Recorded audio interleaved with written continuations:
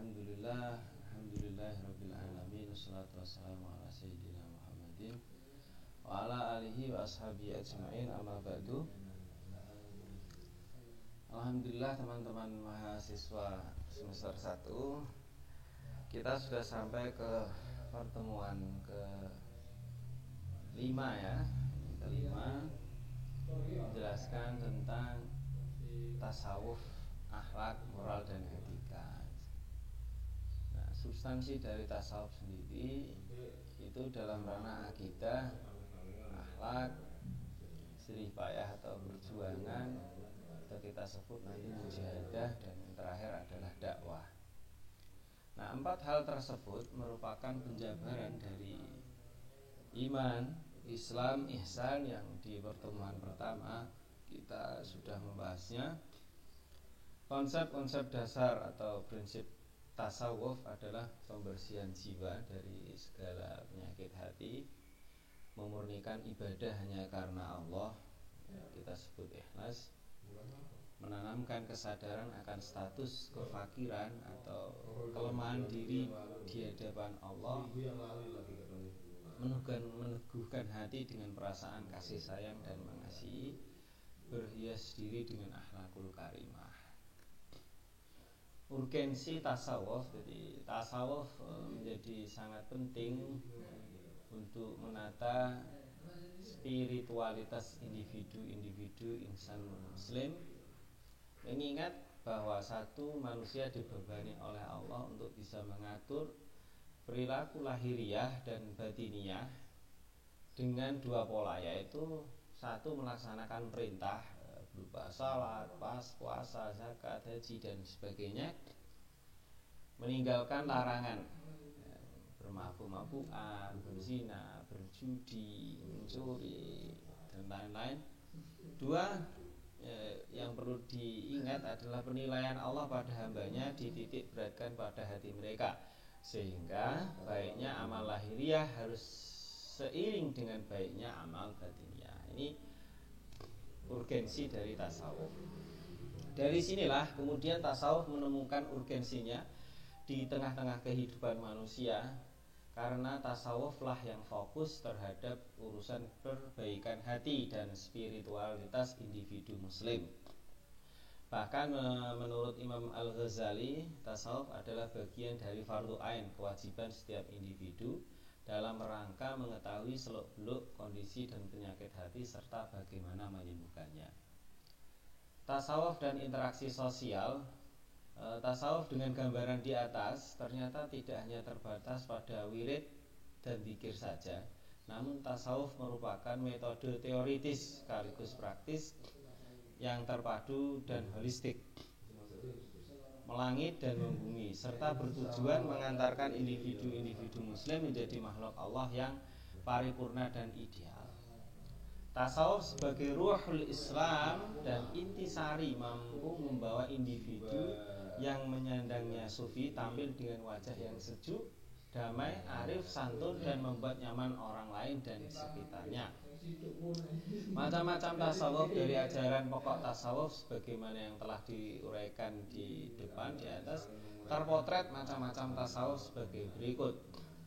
Tasawuf akhlaki, ini berisikan ajaran pokok dengan istilah sebagai berikut: takhalli, membersihkan diri dari sifat tercela; tahalli, menghiasi diri dengan sifat terpuji; tajalli, tersingkapnya cahaya gaib di hati memang sudah sampai usul ke Allah; munajat, melaporkan aktivitas diri kepada Allah; tafakkur, merenung dan meditasi. Tasawuf amali berisikan ajaran pokok dengan istilah sebagai berikut: syariah, mengikuti hukum-hukum Allah; thariqah, perjalanan menuju Allah; hakikah, aspek batiniah dari syariah; ma'rifat, puncak pengetahuan kepada Allah melalui hati. Jadi secara amal kita harus menjalankan 3 ini ya, syariah, thariqah, hakikat. Jadi syariah itu ibarat kapal, thariqah itu ibarat laut, hakikat itu ibarat mutiara yang ada di dasar laut.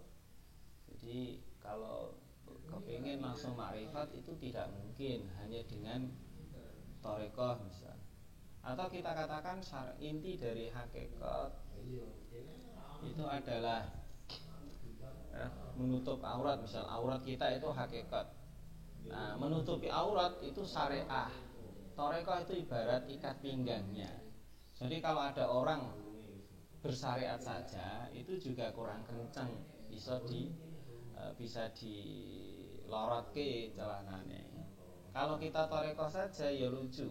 Masa pakai ikat pinggang tanpa pakai celana, ini lucu. Jadi ketiga ini tasawuf amali ini harus berkesinambungan antara syariat, thariqah, hakikat. Akhirnya kita akan makrifat benar-benar bisa usul kepada Allah. Dalam tasawuf amali ini ada beberapa istilah dalam mendekatkan diri kepada Allah. Ada makomat atau tingkatan ya. Tingkatan orang itu berbeda-beda dalam bertasawuf.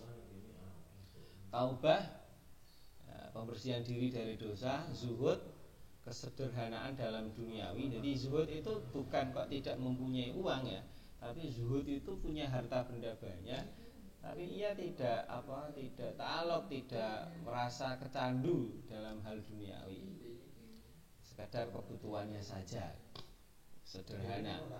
Sabar, pengendalian diri. Tawakal, berserah diri sepenuhnya kepada Allah.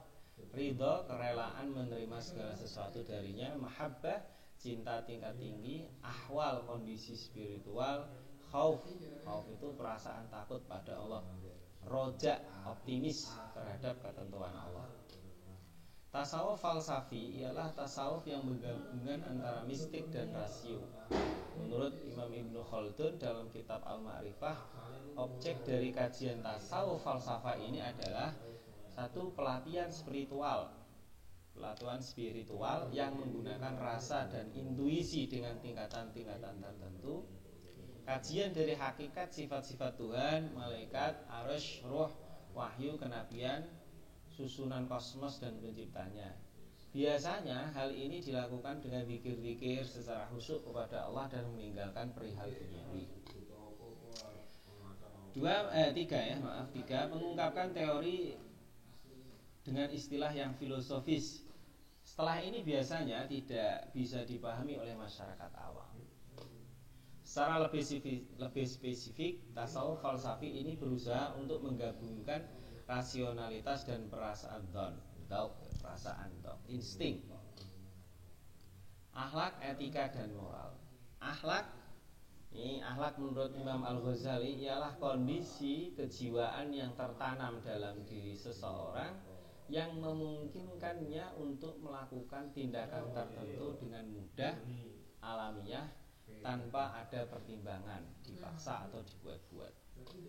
Dalam pandangan Imam Ghazali, akhlak bukan merupakan sesuatu yang ada secara alamiah dalam diri seseorang, melainkan diperoleh melalui sebuah latihan, sebuah rutinitas.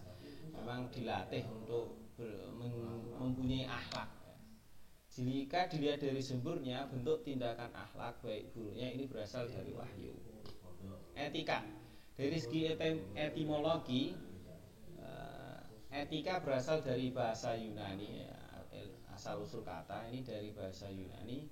Etos yang berarti watak, kesusilaan atau adat. Dalam Kamus Umum Bahasa Indonesia, etika diartikan ilmu pengetahuan tentang asas-asas akhlak moral. Ahmad Amin misalnya mengartikan etika adalah ilmu yang menjelaskan arti baik dan buruk, menerangkan apa yang seharusnya dilakukan oleh manusia, menyatakan tujuan yang harus dituju oleh manusia di dalam perbuatan mereka, dan menunjukkan jalan untuk melakukan apa yang seharusnya diperbuat. Jadi etika adalah nilai dan norma moral yang menjadi acuan manusia secara perorangan atau kelompok dalam mengatur segala perilakunya. 4 hal tentang etika. Pertama, dilihat dari segi objek pembahasannya. Etika berupaya membahas perbuatan yang dilakukan oleh manusia. Kedua, dilihat dari segi sumbernya.